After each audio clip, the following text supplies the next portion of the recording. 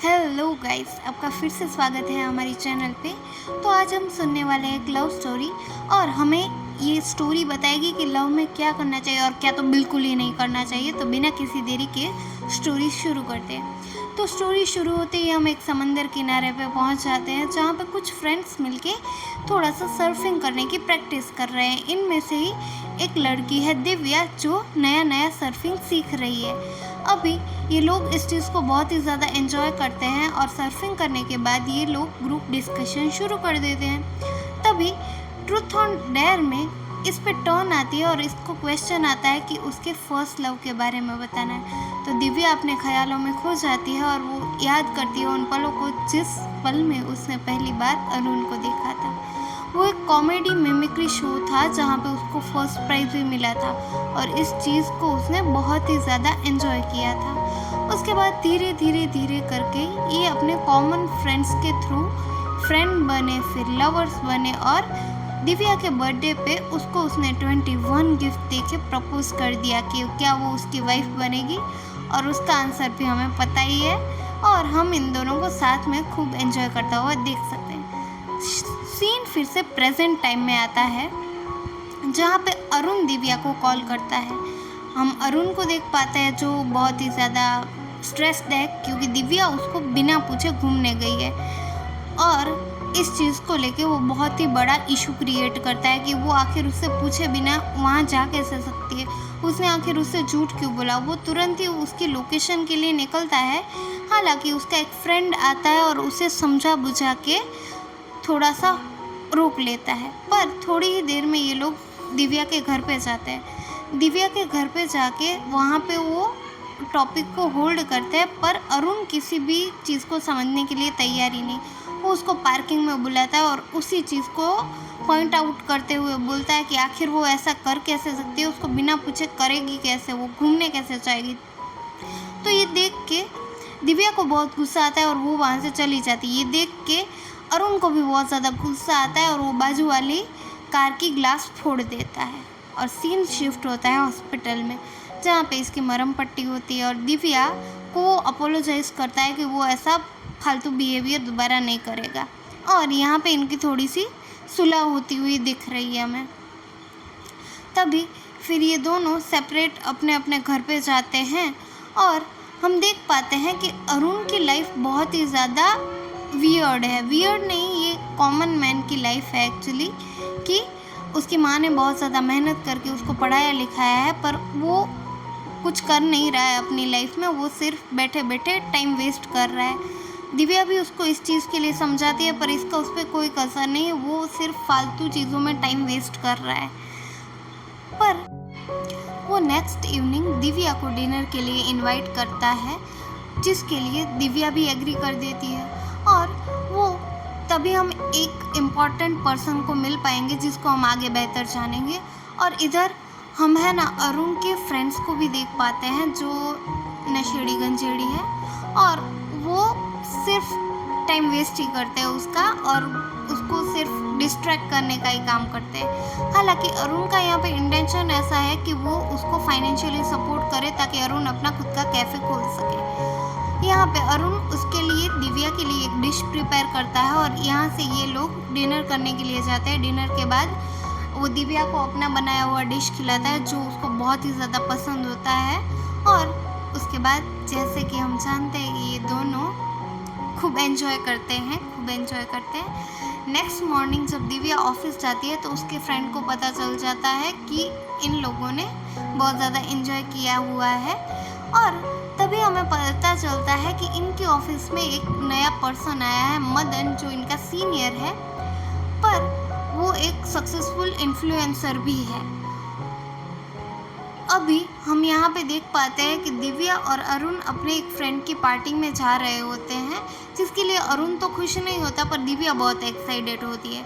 यहाँ पे पार्टी में जाते ही अरुण तो सीधा दारू की काउंटर पे ही चला जाता है और दिव्या अपने फ्रेंड से मिलती है जो देख के भी अरुण थोड़ा सा जेलस होता है और वो और शराब पीने लगता है। जब उसके फ्रेंड्स उसके साथ बात करने की कोशिश करते हैं तो वो हर चीज़ को डिलाइन में जाने देता है कि उसको कुछ आइडिया नहीं है, उसको कोई ज़रूरत नहीं, एक्सेट्रा एक्सेट्रा। पर दिव्या जब कोऑपरेट करने की ट्राई करती है तो यहाँ पे वो उसी के फ्रेंड से बहुत ज़्यादा झगड़ा कर लेता है और सभी की इंसल्ट करके वहाँ से निकलने लगता है। ये सब देख के दिव्या भी बहुत ज़्यादा अपसेट हो जाती है और वहाँ से वो तुरंत ही निकल जाती है। उसके पीछे ही अरुण आता है और इस चीज़ के लिए भी वो उसी को ब्लेम करता है कि तुम्हें मेरे साथ रहने में शर्म आती है। नाउ यहाँ पे दिव्या डिसाइड करती है कि वो फाइनली ब्रेकअप कर लेंगे। इसके बाद यहाँ पे अरुण बहुत ट्राई करता है दिव्या को कांटेक्ट करने के लिए, पर दिव्या उसको कुछ रिस्पॉन्स नहीं करती। तो हमें लगता है कि अभी मैडम डाइवर्ट हो चुके हैं, पर होल्ड। तो अरुण बहुत ज़्यादा कोशिश करता है दिव्या को कांटेक्ट करने की, इवन दो वो तो उसके गूगल पे भी मैसेज कर देता है, पर कोई फ़ायदा नहीं। थोड़े टाइम बाद वो एक कॉमन और इम्पॉर्टेंट डिसीजन लेता है कि शायद उसे नौकरी कर लेनी चाहिए, तो इससे दिव्या वापस उसकी लाइफ में आए। तो थोड़े ही टाइम में अप्लाई करने से उसको एक जॉब भी मिल जाती है। वो अपनी आईडी दिव्या को शेयर करता है, जिससे दिव्या को थोड़ी खुशी मिलती है और फाइनली ये लोग अभी फिर से मिलते हैं और मिलते ही एक दूसरे को ये माफ़ भी कर देते हैं और फिर से ये खुशी खुशी अपनी नई शुरुआत करने लगते हैं। तभी जब ये दोनों साथ में बैठ के बातें कर ही रहे होते हैं, तभी दिव्या उसको बताती है कि उसकी फैमिली से बहुत ज़्यादा प्रेशर आ रहा है शादी के लिए। तो अरुण उसको बताता है कि उसे बता देना चाहिए उसके घर पे हमारे बारे में, पर एज वी ऑल नो कि अरुण अभी अभी ही काम पे लगा है और उसकी फाइनेंशियल कंडीशन ठीक नहीं है, उसका बिहेवियर भी ठीक नहीं है, तो ऐसे लड़के से कोई कैसे शादी करे। फिर भी अरुण के कहने पे वो उसके घर पे जाती है। घर पे जाते ही पहले तो थोड़ा कॉमन माहौल होता है और उसकी मम्मा भी बहुत ज़्यादा खुश होती है कि हाँ दिव्या तो बहुत अच्छी लड़की है, उसको खाना देती है और थोड़ा सा बातें करती है और बहुत बड़े सपने देखती है। पर तभी अरुण के पापा वहाँ पे आ जाते हैं, जो बहुत ही ज़्यादा शराब पी के आए होते हैं और वहाँ पे सीन क्रिएट कर देते हैं। ये सब देख के दिव्या बहुत ही ज़्यादा नर्वस हो जाती है कि आखिर वो ऐसी फैमिली में कैसे सर्वाइव करेगी। तभी सीन आगे जाता है और हमें पता चलता है कि दिव्या के जो अभी ऑफिस फ्रेंड है उनके साथ अच्छा बॉन्ड हो रहा है, वो वहाँ पे थोड़ा सा एंजॉय भी करती है, पर अरुण की वजह से वो कहीं ना कहीं डरी हुई रहती है, जिसकी वजह से ये सारी चीज़ें वो अरुण से छुपा रही है। अभी अरुण भी यहाँ पे अपनी जॉब के साथ कैफ़े पे भी स्ट्रगल करने लगता है कि वो अपना कैफ़े भी स्टार्ट करे। उसके लिए वो नई जगह जाता है, नई चीज़ें एक्सप्लोर करता है, पर धीरे धीरे करके उसका अपने काम से ध्यान हटने लगता है। वो फिर से अपने नशेड़ी गंजेड़ी दोस्तों के साथ रहने लगता है, जिस वजह से at the end of the day as we all know कि उसको टर्मिनेशन मिल जाता है, उसको अपनी नौकरी गंवा देनी पड़ती है। ये चीज़ देख के वो दिव्या को बोलने की कोशिश करता है, पर उसमें हिम्मत नहीं थी, क्योंकि उसने आखिर उसे भी पता है कि उसने कुछ तो गलत किया ही है। तो वो फिर से अपने नशेड़ी गंजेड़ी दोस्तों के पास जाता है, उनको बोलता है कि कैफ़े का सारा सेटअप रेडी है, आप बस इन्वेस्टमेंट दो। पर तभी वो बंदे पलट जाते हैं और उसको पैसे देने से मना कर देते हैं। नाउ यहाँ पे अरुण को रियलाइज़ होता है कि वो बहुत बड़े झमेले में फंस गया है। वो रोने लगता है और दिव्या को कॉल करता है, पर दिव्या तभी बाहर जा रही होती है अपने फ्रेंड्स के साथ और वो अरुण को समझा बुझा के अपने घर पे जाने के लिए बोलती है। अरुण उसको बोलता है कि वो उसको मिलना चाहता है, तब दिव्या उससे एक और झूठ बोलती है कि वो अपनी फैमिली के पास जा रही है। नाउ यहाँ पे वो जो इन्फ्लुएंसर बंदा होता है मदन, वो इनके कुछ फ़ोटोज़ और वीडियोज़ बना देता है, जिस वजह से क्या होता है कि अभी इनडायरेक्टली अरुण को भी पता चलने वाला होता है कि ये लोग घूमने गए हैं। तभी धीरे धीरे स्टोरी आगे बढ़ने लगती है और हमें पता चलता है कि अरुण अभी जॉब के बारे में कुछ प्लान नहीं कर रहा है और अपने दूसरे दोस्तों के साथ घूम रहा है जो ड्रग सप्लाई करते हैं। ना ये लोग भी एक दिन ऐसा प्लान करते हैं कि एंजॉयमेंट के लिए वो थोड़ा सा ड्रग लेंगे। तब दिव्या के जो फ्रेंड होते हैं वो विश्वा यानी कि अर्जुन के फ्रेंड से ड्रग लेने जाते हैं। तभी वहाँ पे अरुण को देख के वो सरप्राइज़ हो जाती है कि आखिर ये बंदा अपना काम छोड़ के यहाँ पे ड्रग सप्लाई करने का काम शुरू कर दिया है। ये देख के उसे बहुत ज़्यादा गुस्सा आ जाता है और उसी टाइम पे वो मदन वाली रील भी अरुण देख लेता है। तो अरुण को भी ऐसा लगता है कि ये झूठ बोल के मुझे घूमने फिरने जा रही, बस और क्या चाहिए। अरुण तुरंत ही पहुंच जाता है दिव्या के घर और वहां जाते ही ड्रामा शुरू सॉरी तो इन दोनों का इशू फिर से बढ़ जाता है और फिर दिव्या फाइनली उसको बोल देती है कि उनके बीच में जो था वो सब खत्म हो चुका है, वो ये सब रोज़ का नाटक नहीं झेल सकती। तो ये देख के अरुण और भी ज़्यादा अग्रेसिव हो जाता है। फिर उसके फ्रेंड्स उसको समझा बुझा के वहाँ से निकाल देते हैं। हालांकि अरुण अभी भी दिव्या को कांटेक्ट करने की कोशिश करता ही रहता है, नो मैटर वो उसको रिस्पॉन्स करेगी या नहीं।